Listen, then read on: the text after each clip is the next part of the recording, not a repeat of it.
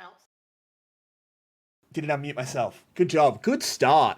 G'day, everybody. Welcome to another episode of the VCS English podcast. My name is Carix. With me is Mabinogi, and we have two special guests with us today. We have HanKay, the now former coach of GARM, that feels weird to say, and Molecule as well, a former member of that coaching staff, fresh off their incredibly successful Worlds run. Where they did manage to go 1-3 in Swiss, starting from the play-in stage. HanKay, how are you feeling today? I feel weird after you say me ex-coach of game, It is weird. But also I'm very happy to be here with you guys, especially with my man Molecule. Speaking of Molecule, how are you feeling today? Yeah, I'm good. Just ate food. I'm ready. And last but not least, Marby, how are we? Well, unlike everyone else, I was never involved with GAM, so we're good. Yeah, fair. So there's a lot of ground to cover today, because obviously we don't get to talk to you guys super often. Molecule, this is actually the first time we've gotten to have you on, so that's super exciting. HanKay, you are, of course, one of our favourite returning guests. But I guess we'll just start with the elephant in the room. You won 4 splits in a row and had a really great Worlds run. Why are you a former coach, HanKay? It actually is not like I want to change the team. If I still want to be in VCS, I don't want to change my team to another team instead of GAM. But I think I want to explain more about my goal, and my goal is like having experience in the Western or like in the major country. So I have my experience, I have my knowledge, and then I can see what I can do after. So I think at this moment, it can be a very good chance for me to actually look for a better option. I guess, yeah, that's why. Similar story with you, Speedrun Molecule. VCS. Yeah. When analyst win split, coach win split. What next?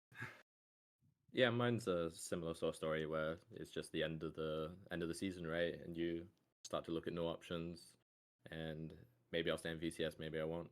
Look towards wherever I can get somewhere where it feels challenging and you have enough freedom within the staff, which is really important. But sometimes you feel very muted in a staff where you can't get your points across. But at GAM, it was a good blend of so many people, so it worked out quite well. I'm glad to hear it's on good terms. When we sort of heard that you two were gone, we were like, "Garb, what are you doing?"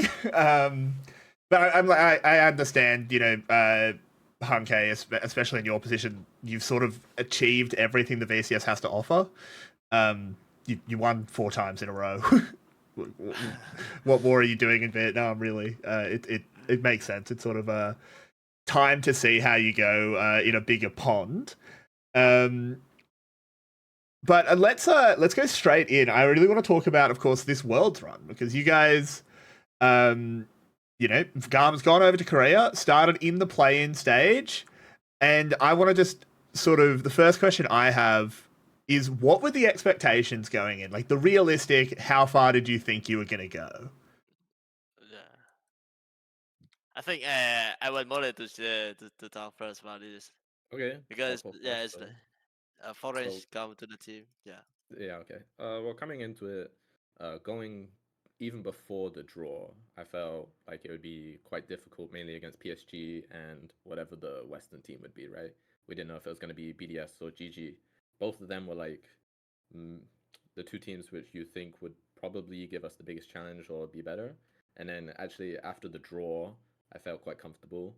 And then once the tournament started to happen, you could feel that things were going well, even despite the first series loss.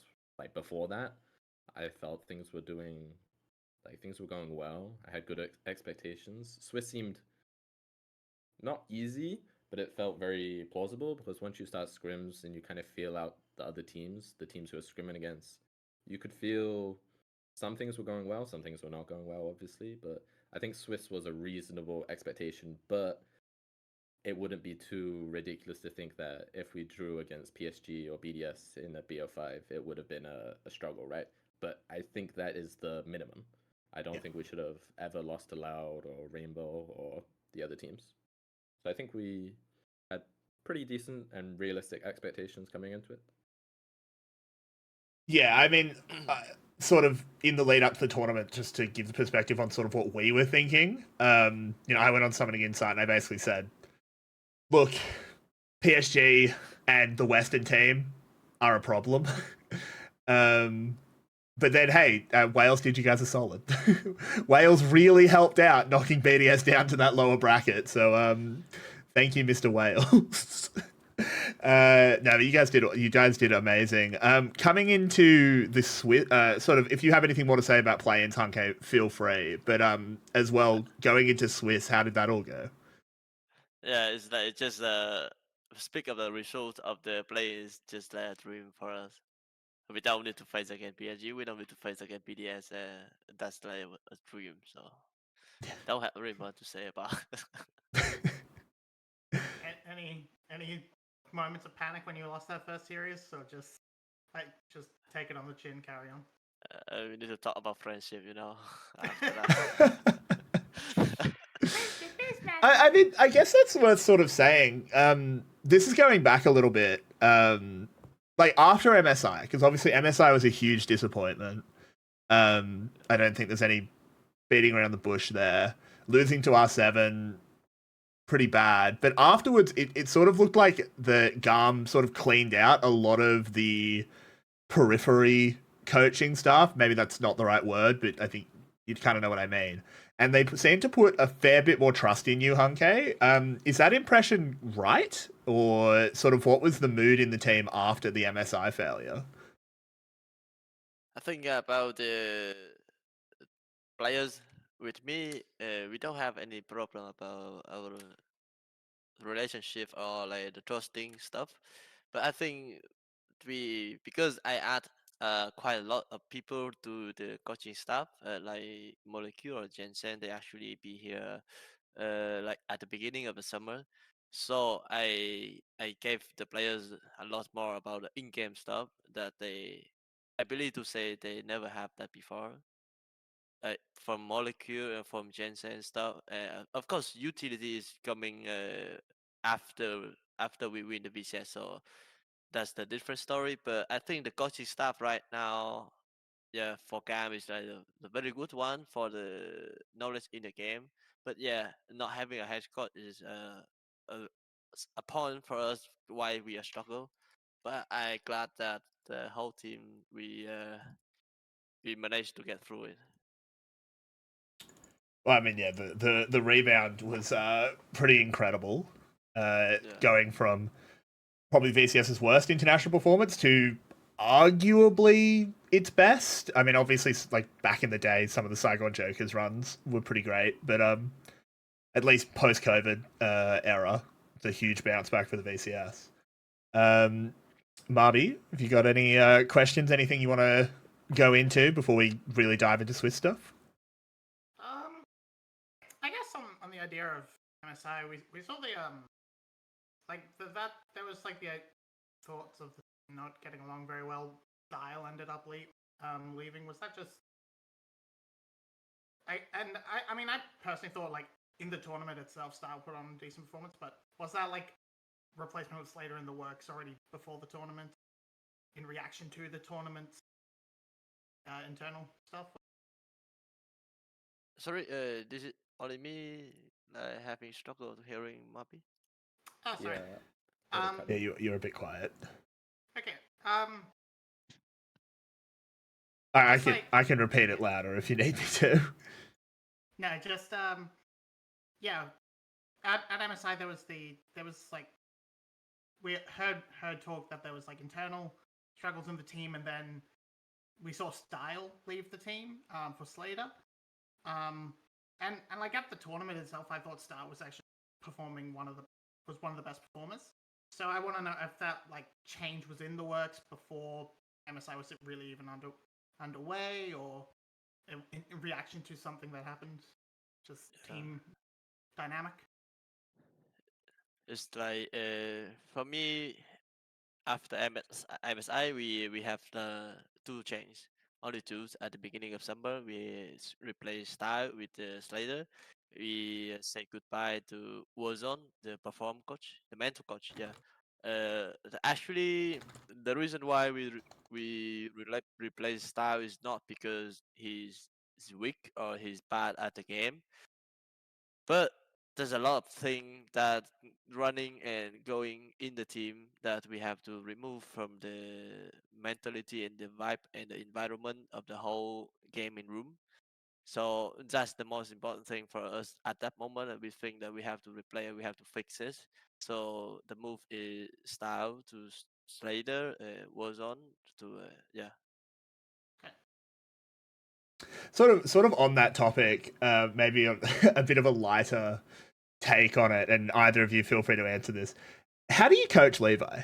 Not in a personality sense, but I just feel like he's got so much veterancy. Like, how do you tell him what to pick if he turns around and just goes, I think it's Wukong time.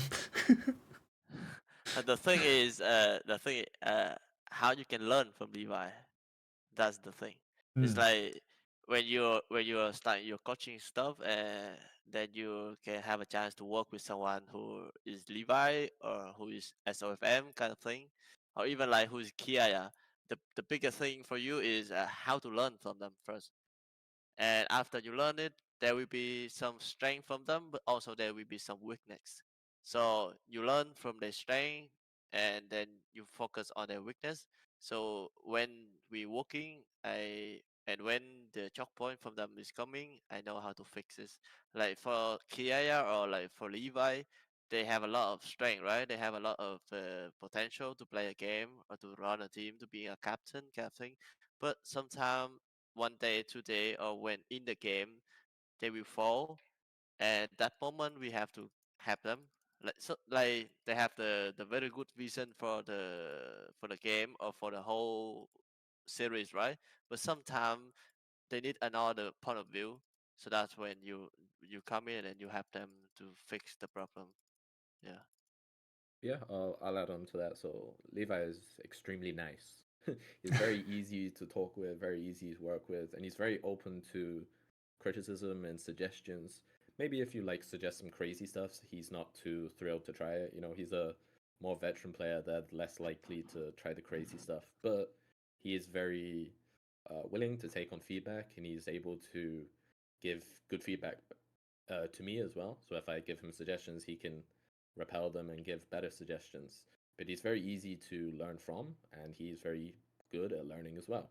And as for the Wukong thing, where you suggest uh, we telling him to play Wukong or whatever, or he wants to play Wukong rather, is the other way. We would like him to play it. So like all summer we messed around not playing it. We were trying to learn things, right? And we got near playoffs, and we're like the summer, the not the grand final, the winner bracket final, right?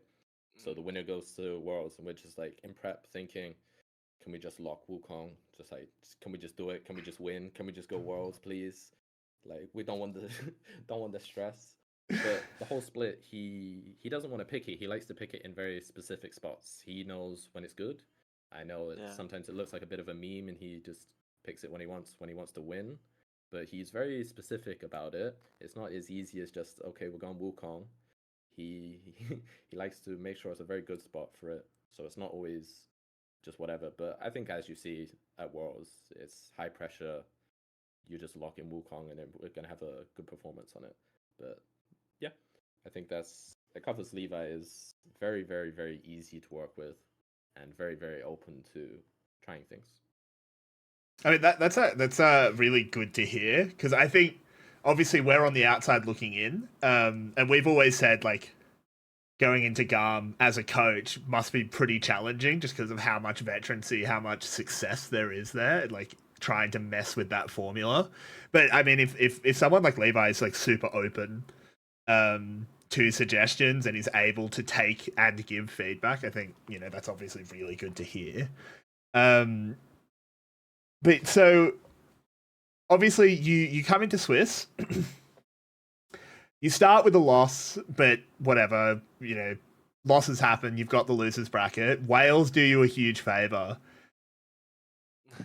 I think going into the best of 5 with Wales, most of us thought Wales at the tournament looked like the better team. How confident were you guys going into that matchup that, oh no, this is just going to be VCS again, we're going to Swiss? It's like it's something that you have done for 100 times, and when you have to do it again, you are very confident. You don't need to think about it. Something like that. Like we beat almost every team in VCS, right? For Yeah. almost like 2 years. So, and any team in VCS, if they come to the international stage and play against us, we don't have any mental problem against them. So that's just the one of the most advantage when we face Team Wales. Yeah, I think we were really confident. Was the Loud series obviously sucked the first loss, and there was a big dent in sort of motivation and happiness and the vibe. But then, as soon as we beat Loud in the lower bracket, we could have taken on any team the next day. Everyone was so happy, and then we get Yeah. Wales. The confidence is just way too high to lose. And then Wales also have their mental block or whatever it is, where they really just struggle versus Gam. And we did the it's prep, late, and it felt really easy.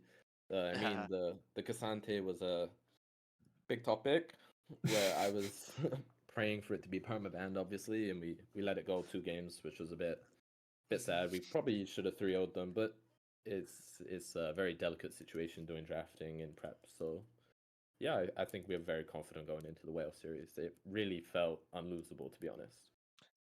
I want to defend myself again, my analysis a little bit before I before we switch the topic. It's like about the Casante. It's like we sometimes we have to push the confidence from our players, right? And speak for a long run. If I ban Casante too much, then when we go to Swiss Day, there will be a whole different situation when we leaving Stante up. But if I let Kiaya playing Jax, playing a Ace Dot, right, or Renaton, whatever, and then he doing good against Casante, especially against the Nakia, where he like known about his Casante, that would be like a huge confidence for us and a huge experience. I think after we lose the game or even like after we win, but Kiaya get dragged on top side, he still have the smile on his face, which is my win. I mean, that's good cope. That's good cope for why you let the Yeah. Cassante through. I appreciate the cope. We need Kiai to learn against Sparta Cassante so he can play against Doran Cassante and Doran. Yeah. Look, I think I again. Once you guys got out of play-ins, I mean, at that point, I just said, okay, cool. Garm has already succeeded. Like you got to Swiss. Anything now is just a bonus. I mean, you had Gen G in round 1. I mean, let's be honest here. That was never happening.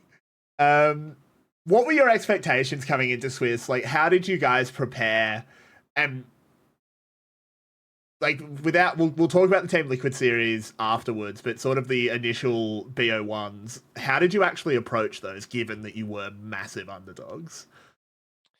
It's like before the draw or like even after the draw. We know that if we got someone like Genji or Team One or whatever, we're gonna like get wrecked by them, right? But we don't really expect that. We just go to Switch to study or to play for fun, and then we have the 0-3, and then we go back. Because to be honest, if we manage to play good, the second game against the Fnatic, we could win. Like we don't really care about the Western team like LCK, FCS or AVC. If we actually face them on stage, we try to win. We not try to learn. So I mean that's the mentality and the expectation from us. But yeah, very unlucky for us. Like after the Gen Z game, we fell off a little bit, and then we didn't manage to get back to our perform when we play against Fnatic. That was a little bit regret for me. Yeah, I definitely with the Fnatic um game, there were definitely flashes of Worlds last year where there was like, all right, Gam's off to a good early game. They've overpushed one big fight. Now they've lost their lead and they get sort of run over from there. And I know it upset a lot of people in the community in our Discord to see that, and they just went full Doomer, which proved them wrong in the next one. But yeah, there was definitely like, oh, they could have won it, and yeah, I definitely think yeah, there was an angle. Yeah, I think there were bright spots in the Fnatic game. Like it was rough in the end, but Fnatic was a good team. And yeah, I think we saw flashes of good performance there. I mean, on the topic, I mean, it seemed like everything from behind the scenes was you guys were just dying.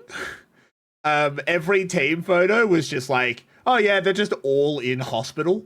Oh yeah. Was everyone okay? Like, how much did that impact you guys' performance? Like, it seemed like you guys were really sick.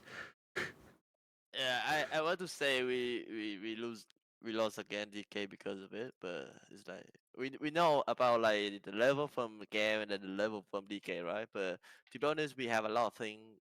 We have repair. We have to expect we can play, and we have a lot of plans to try to want to do, but we just cannot. We just the the bodies cannot handle it. I'm very sad about that. And the reason why I think is because beside Levi, like the one who has been in America, and like I've been in LPL, right? Everyone else, nobody stay that much long in the another country, Mhm. and especially in the country have the cold weather like Korea, and we have to stay too much. That's why and that's come to the time that we got sick. Everyone got not just Levi. That's when we we losing our brand sales kind of thing. Yeah, very sad. Yeah, I mean, frankly, you guys did pretty well given the physical situation. Directing this at you, Molecule. What kind of did you have any? Since HanKay sort of mentioned, we had things prepped, but we couldn't pull them out in the end. Do you have any insight on what any crazy picks or something that you had ready for DK or Fnatic? Well, the Fnatic series is 2 days back to back, right? The Genji, then the Fnatic the next day. It's very gruesome schedule and format. So the first best ones are more just like picking off vibes and what's good and just drafting well. I think all the drafts in Swiss were pretty good. Like if you just looked them at like without the team logos, you would say, oh hey, this Gam draft is probably winning, right? But when you consider the players, maybe we could have tried some more crazy stuff, right? But how can you fault the players or the coaches, whatever, drafting when we're getting such insanely free stuff? The game one draft versus DK was like super good, and you can't really say no to it, right? So maybe we would pick some crazy things if certain things happen, but other teams were just either drafting poorly or just giving us the like best meta picks, and it's hard to say no to picking things like that. But if we had like strategies prepared, we had a few things, but scrims were so limited. I think we played 3 scrims in Korea. Really? 3, and then we only had No, 3. Was it 3? 3 before the first game, no? Yeah, Yeah, the 3 first. before Loud, and then Yeah. not many in Korea. Yeah, I And kind of sometimes we have like the features thing, that we have Yeah, to so many cancel features. stuff. And then yeah. some evening blocks versus Western teams are very unproductive. Oh, but G2 posted all their scrims. They're actually the best team at Worlds. They just got unlucky. I don't know if you guys saw. Yeah, I'm what joking. was your swim? Yeah. Swim rate? Because you might have done too well in scrim. It's true. Like that's what I've learned from G2. But on the topic of scrims, because I actually am curious. Like, how did you guys go in getting people to scrim against? Because I have to assume that of the Swiss stage teams, GARM is probably not the most attractive team to scrim if you're an LCK and LPL team. So how did that go? It's not actually about how you find a partner for your scrim. Or before the Swiss day, I will say, or even like in Swiss day, LCK and LPL, they're gonna scrim with a specific partner, because they don't want the scrim info to be leaked. So besides that, it's very easy to scrim against the Western team like LCS or LEC. We did scrim against G2 not because we cannot. They don't want to scrim with us, but it's just because we don't find a correct schedule for us. So we asked about scrim, but we can't have the same day. But for me, I think the screen partner is not a problem. It's just because someone who doesn't have the correct day against another one, and then we cannot swim with each other. But the more you the more you in, the more you have the better partner. Like for example, we have KT Scream. I don't want to leak Scream, but my mid laner he said it, so I can say it. KT Scream is 1 day before DK, so it's like because we survived the 0-3 match, so we jump in, which means we are more worthy, and then which is like they have to switch the partner because they don't want to scream with the partner that they used to scream because they gonna face them like that. They're gonna face them in futures, so they have to find another one. So that's when Gam jump in. That makes sense. Yeah. So, moving into talking about the Team Liquid series. Coming into that, did you guys what were your thoughts going into it? Did you realistically think because Vietnam, unless I'm forgetting something, has never beaten NA in a best of series. In fact, Vietnam has a terrible record in general against NA. So, coming into it, how did you guys realistically think you were going to go? And how did you sort of approach the best of against a major region? I'll start. So Yeah. I think we were again actually quite confident, much like the whale series. Not as confident, and the reason was we did scrim against Liquid and things were going well, but the things we saw in the scrims they also showed a very similar style on stage, so it felt very maybe obvious as to how they would like to play the game, right? So we felt pretty strongly about what they would like to pick or how they would like to play, and it gave us some confidence in at least knowing what they would do. Whether we would match up or not, like maybe we just got like destroyed somehow in lanes, but we don't expect that to happen, right? So I think I felt reasonably like confident. Not I'm not saying like a 90% win or anything ridiculous, but I didn't expect us to get O2'd. I saw that a lot of people are just expecting Liquid, the Western team, to come in, but I think Liquid after the NRG series, they kind of just like completely lost their mental as well, which was good for us because we were still having like good vibes, right? Even though we're sick, Yeah. we're in Swiss, it's all good, and Team Liquid's having a meltdown, so we're it's a very different situation for both teams. So I felt reasonably confident in all the players. We knew we had a decent matchup. Like stylistically, we play through topside, and so does Liquid, right? So we have Ki versus Summit, and it's a good matchup for us stylistically. Probably one of the better ones to have of any of the Western teams. So I was happy. Well, I mean, Ki is the best top laner in the world, so I would play around him. Thanks. God, I love Ki. HanKay, do you have anything to sort of add on? No, it's like it's very true. It's not only Molecule, like the rest of the team after they lose against Genji and Fnatic. Even though we lose like a very ridiculous, right? Ridiculous result.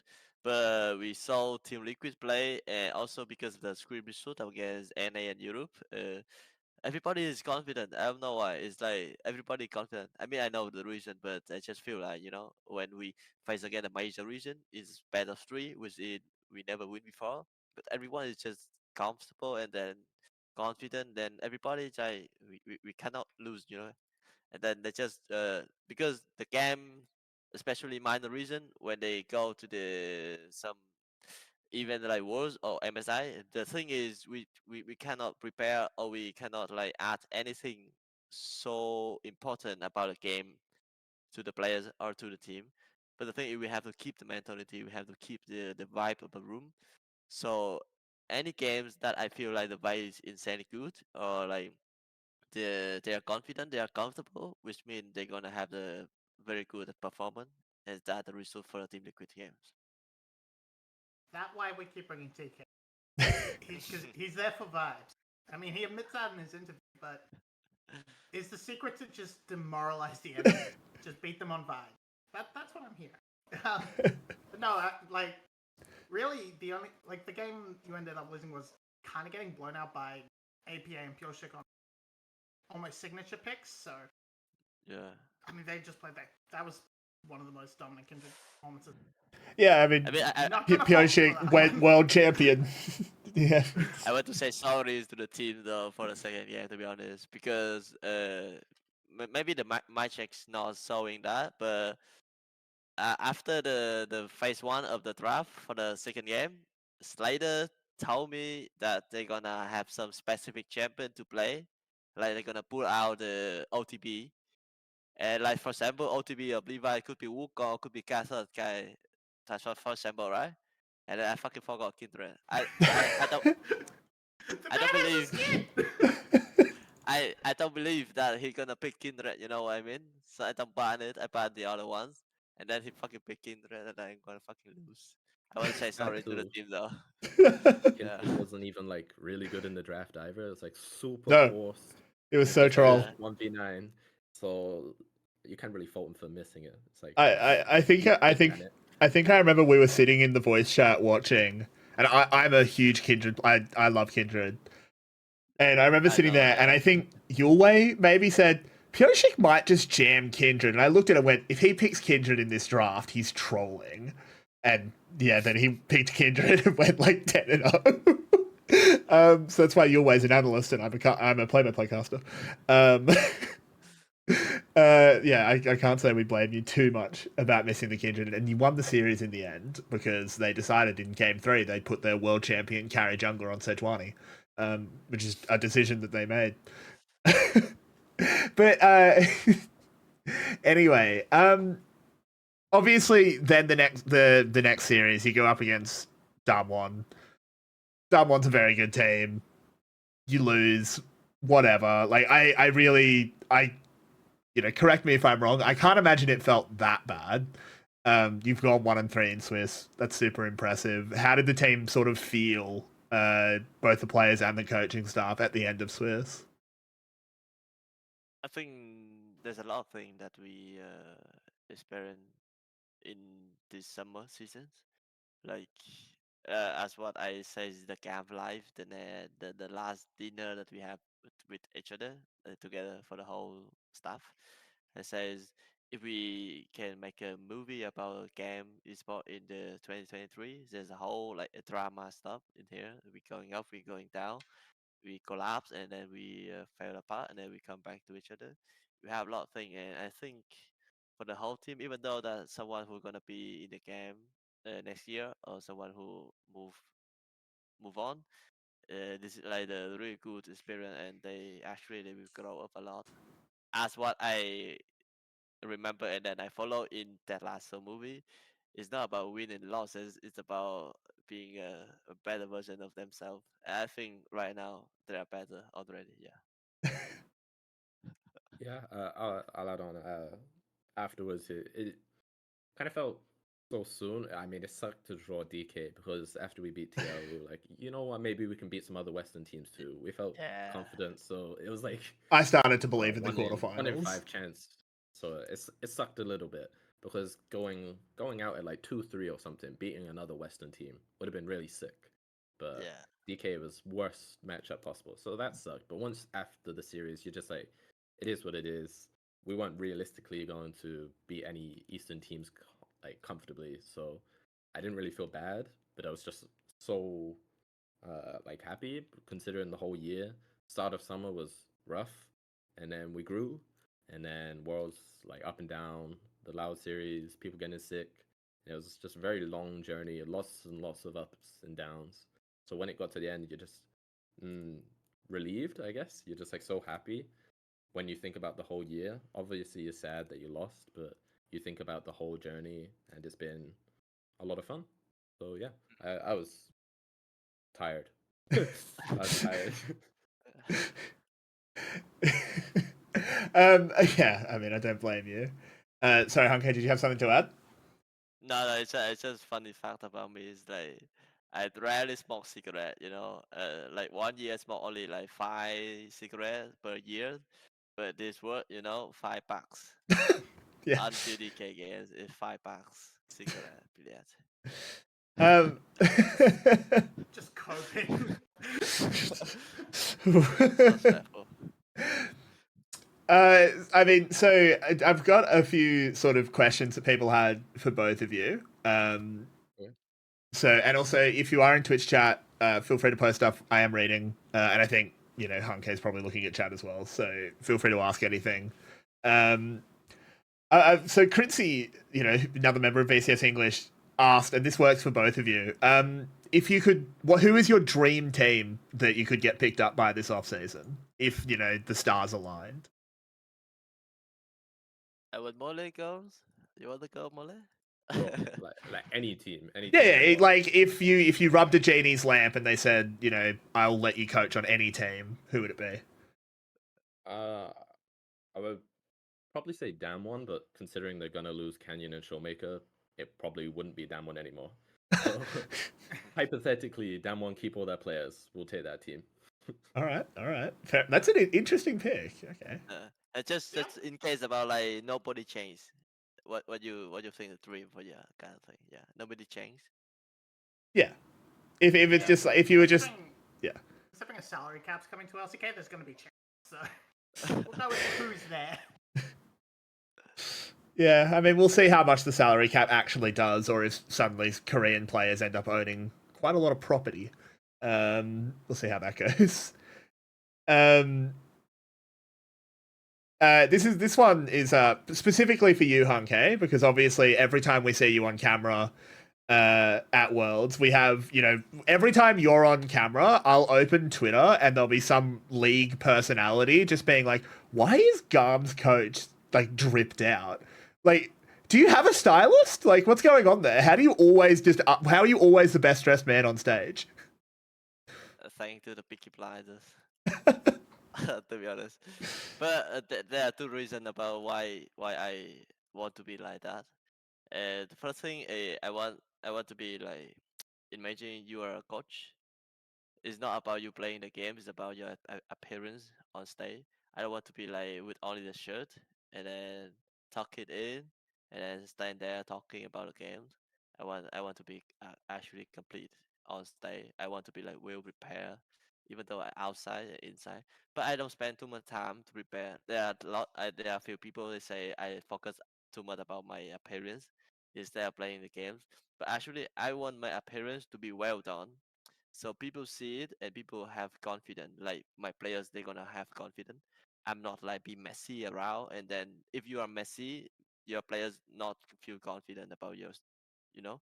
And Yeah. if you are like well prepared, you're gonna be having the good vibe. And when you are have good vibe, your players are gonna have a good vibe as well, kind of thing. And secondly, it's like this is like my inside reason. Like I not expect to be the coach on stage, be the one who taking the responsibility. So I want to boost the confidence by myself by doing those stuff. When I do that, I feel confident. So that's why I do. There's two reasons for me. Yeah. Yeah. He wants to be the Vietnamese Yamato. Absolutely dripped out. He's Oh doing a good shit. job at that. Confidence. Do you want voice coaching to get the deep booming Yamato Yeah. voice? You need to practice your speeches. Yeah, you gotta and the remember Russian lots about- of stuff about mountains. That's what I've figured out. So this is these two questions sort of go together and are for both of you. So I'll go to you first, Molecule. What do you see as your greatest achievement coaching, and what was the biggest challenge you've had to overcome? Okay, biggest accomplishment. Just for AtGam? Just for AtGam? I mean, you can. Yeah, we may as well keep it to Atgarm, just to keep it in context. So I think helping the transition in early summer was a big deal because last year I was in PCS or whatever, and we scrimmed against Gam a lot. And every scrim is just Levi and Kiaya running over the game. And then I watch VCS, and it's the same thing happening. And then I join Gam, and it's the same thing happening. But now we have Slater, and Slater is very strong side, right? We go from style to Slater. It's the biggest swap stylistically a team can possibly make. You go from more of a lower resource, chill AD carry to someone who wants to play strong side. So this is basically going from like 2018 RNG all the way to 2023 winter split Fnatic. You're just the complete opposite styles, right? So I think helping the transition and trying to talk a lot with Levi because he wants to play his game, but we picked up Slater and we had to learn to play around him, and it's very kind of weird for the GAM because they've always played through top, and making that change was very difficult. And I think that it comes all difficult things are going to be the things you're most proud about and happy about when you succeed in doing it. So it is very difficult. Also, working through the team with language barrier or whatever. So I taught through coaches or taught to Levi. Things like that make it very difficult trying to understand their points and get your points across. So, yeah, I think that would be it. The early summer problems, overcoming that was the biggest accomplishment for sure. Yeah, and I mean that is super impressive because I mean Garm has never been a team that played around their bot side. At least when I've followed them. I remember when me and Yue first started VCS English, the running joke was every Garm coach must just walk in, go up to Levi's screen, and put a piece of tape over the bottom side of the map, and just like, don't worry about it. There's nothing there. You don't need to get that side of the map. That's the dark place. We don't go there. So like, yeah, the stylistic change was really apparent, and obviously it really worked out. But HanKay, going to you, the same questions. Yeah. I want to explain a little bit more about why we have another option like playing a bottom for this year, for this season when we have Slater. That's the result, but the journey, the process of that is not actually like we only have the top lane to play with. Like it's, even though that we have like before when we have Style, Pierre or Style and Zin. And okay, let me try to explain it in a positive way. It's about how we match them when they play the game. Especially, I want to say is my fault at the beginning, like when Style is still here, Style is in. Um, the bottom lane is a 2v2, right? Every time ADC have to play with the support, support have to deal with the ADC every time, and nothing to say about it if you keep winning and you keep smashing bottom lane with your mate. But when they lose, when they start to lose, when the thing come to negative, we don't actually figure it out. We don't actually deal with it. We don't actually finish the thing. Like, okay, you guys have to sit down and talk shit to each other, and then we have to finish it. And tomorrow we have to play against like a real duo in bottom. We don't actually find that when we still have Style and Zin. I'm not blaming them. It's like it has to be someone else, like in coaching staff or in the managers. They have to come in, they have to fix it, but we cannot face. So we have to come to the lane that only have one people. So you see, at the beginning when you play the ranking game or a few team, they still focus on top lane because why? Because it's very easy for you to lane in 1v1 because you don't have to play with the others. And sometimes your jungle come and then you have the 2v1s kind of stuff. But the bottom lane is very hard for you to play with your bottom because it's a 2v2. One mistake costs two people lose already, right? So, but if a team that have the strong bottom, they are very strong. Especially like for example, team one, when they have a strong bottom lane, they are insanely good, right? So we actually didn't manage to fix the problem when we have the X bot duo, but when we have Slater, when after that we have Palette, they are like the old guys, the old friendship, the old teammate. So we don't actually have too many problem at the beginning. So we have another new option to play. We can play on top side, we can play bot side. But for me, the biggest achievement when I started being a coach is being courage. It's not only courage for myself. I have to buff the courage to my player as well. I have to buff the confidence. I have to buff them about like the way they play the game, the vibe of them. They have to be the one who control the room. Everyone, they need to be the one who take the responsibility. They don't, they cannot be rely to other people. And I have to do it first, and I show it to my players. I have to be the one who take the responsibility first, and then I make them to grow up like me. Yeah, so I think that's my biggest achievement. Yep. I mean, sort of building on that, obviously you want to take your achievements further. I know you were saying sort of, before we went live, neither of you have, confirmed anything. No one signed any contracts yet. But where are you both looking to end up? Where are you hoping to land? I think, especially I prior the English speaking country first, because if it's English speaking, I can jump in 100% working. For sure. If it is English speaking, it's gonna be like LCS, LEC first. Otherwise, it's gonna be Euromaster, whatever. And after that, if I have a crazy offer from Asia, I can jump in, but it's gonna be like reduce the performance of myself because I don't know the language. Yeah, going through a translator. Whenever you hear about coaches having to go through translators, it always just is like, I don't know. Yeah, I it don't think it sucks. ever really works. Yeah, it can be a challenge. Yeah, as I I'm sure think you know. what I'm looking for is finding somewhere where think I can have a greater responsibility and more control.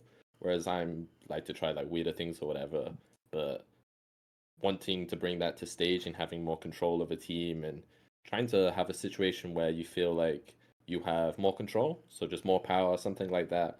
Where I think what is going to be very important wherever I go is having a good combination of players that I get along with and they're very open to things. And that can be anywhere, any region, whatever, as long as the players are open to trying things and I have enough power or control at that team, I'm completely happy. And he has to like bump himself up to the head coach or try it out at some point. Later. Not now. One day. Yeah. Give him a shot, someone. I mean, look, I think you coach one of the most winningest teams in a region. I think it can't be too far off a head coach slot. Sort of, is it going? Just looking back at VCS a little bit, who was your favorite player to coach on GARM? Obviously, not disparaging anyone you don't pick, but who was your favorite? Mole, you have first? I mean, sure. I think it's probably just going to be Levi, right? Because that's the one that I talk to the most and have most interaction with, and he's very easy to work with, as I've talked with before. For me, it's Kiaya. Kiaya is, you know, yeah.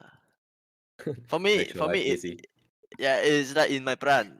I can expect Levi to make mistake, but Kiaya, I don't. Yeah. I love to hear that.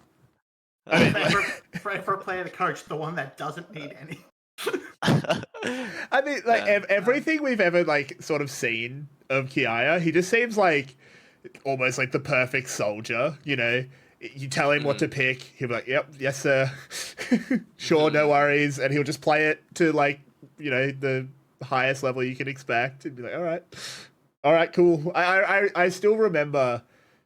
Would have been last year, I think, spring 2022, where we said, I remember we were giving you a bit of grief in Discord, HanKay, saying, because it was Sejuani top meta, and we were saying, there's no way you're ever making Kiaya play that. He's never ever going to play that. And I just remember you responding to me like, oh, I'll make him play it. He locks it in, goes 0-8, you lose. But it's very unexpected, bro. It's like You proved that you could make him lock it in. Yeah, everybody's happy about it. And Kiya happy to play it as well, but the result is not. So we drop it. We drop it as fast as possible. I mean, it was pretty funny. Oh my, Marby, have you got sort of anything queued up?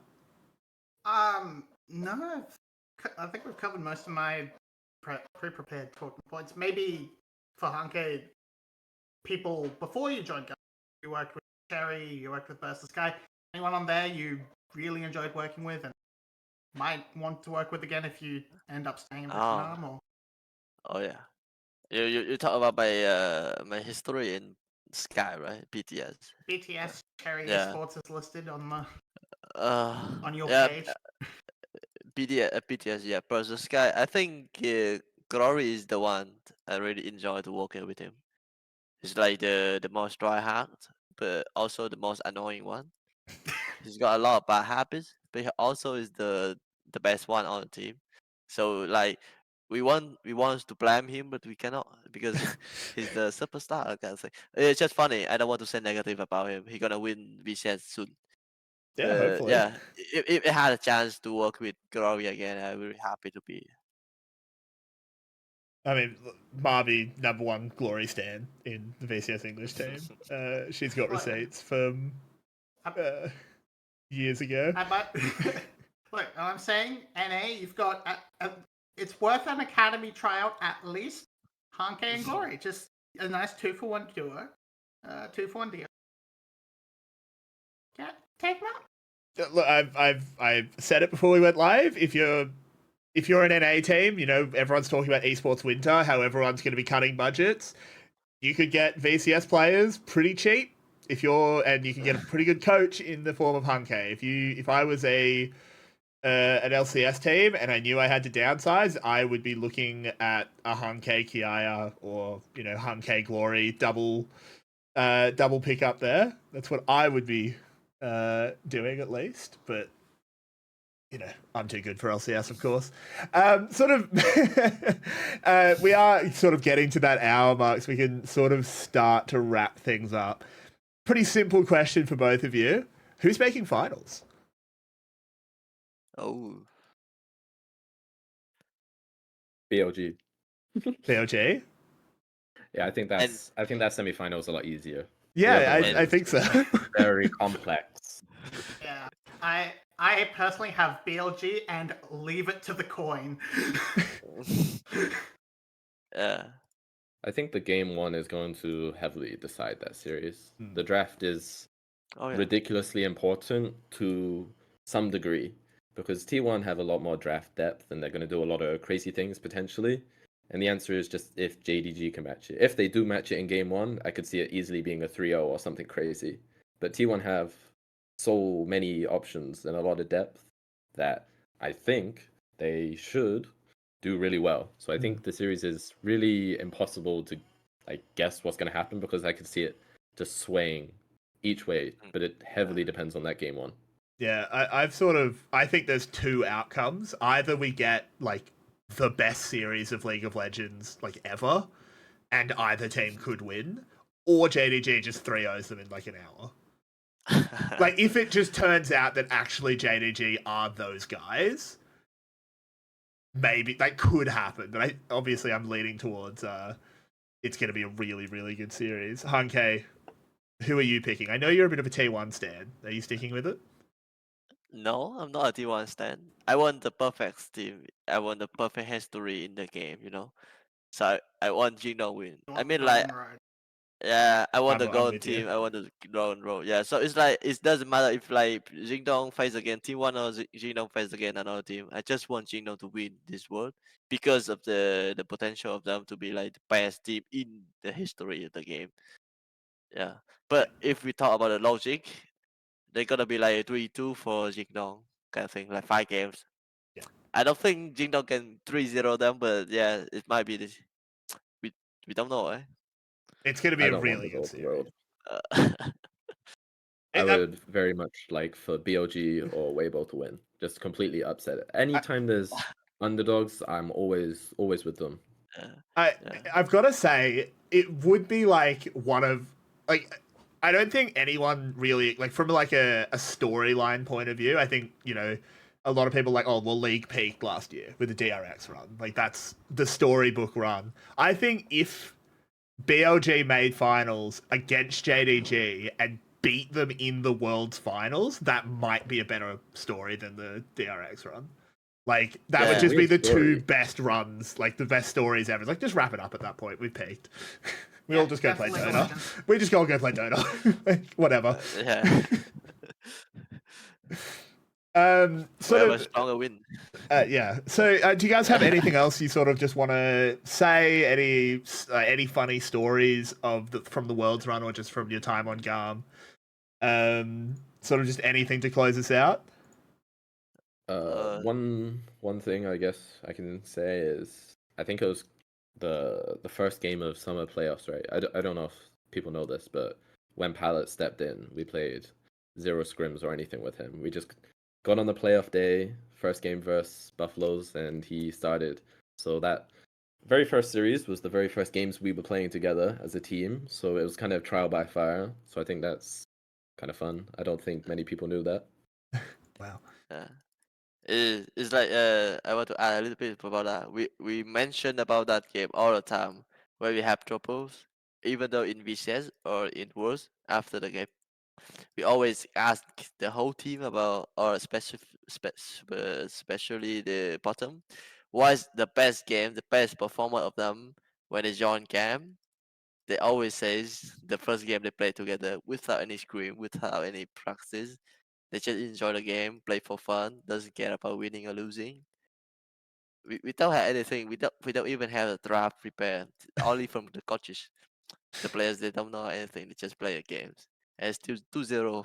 And then they direct them in landing phase the whole game. Very funny about that.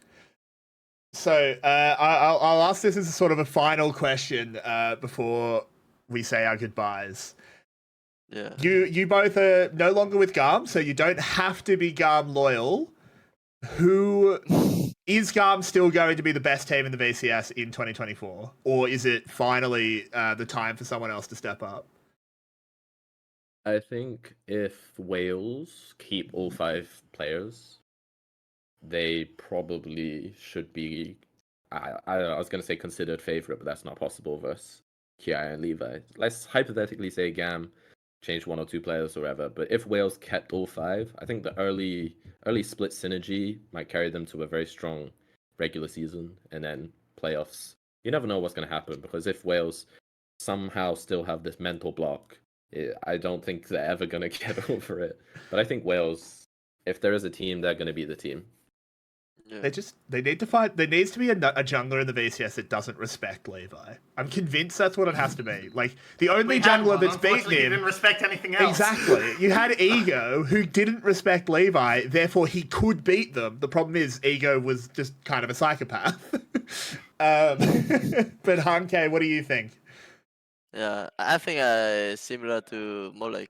If like I'm not being in VCS next year, the first thing is I don't want Kia to lose. But the second thing is if the another team to win, I think Team Wales is gonna win. Yeah.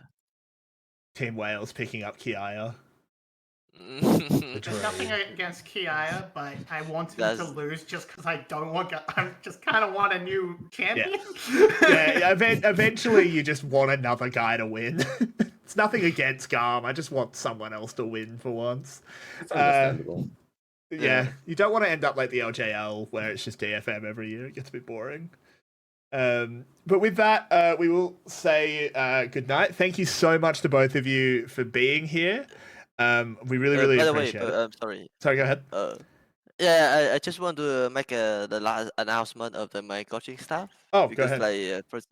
for example, you see, Mole already said about he's no longer in camp, right?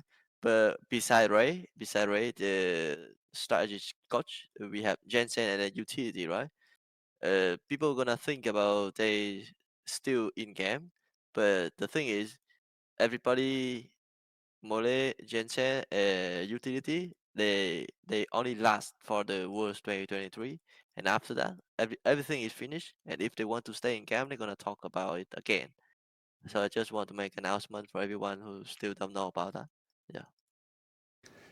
Yeah, well, I mean, hopefully you all land on your feet in bigger and better places. I still think if you're an LEC or an LCS team, looking at someone that's won 4 splits in a row and also had a pretty good run at Worlds, you can at least justify an assistant coach position.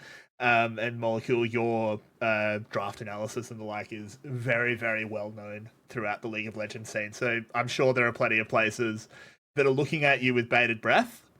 Again, thank you so much for coming on. We love always having people that are actually professionals coming on to put up with us for a little bit. So thank you very much, everyone in chat. Thank you for being here.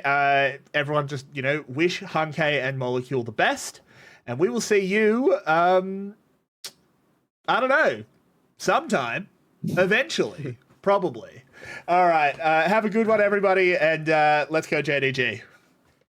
Bye, guys. Let's go All right, GDG. goodbye.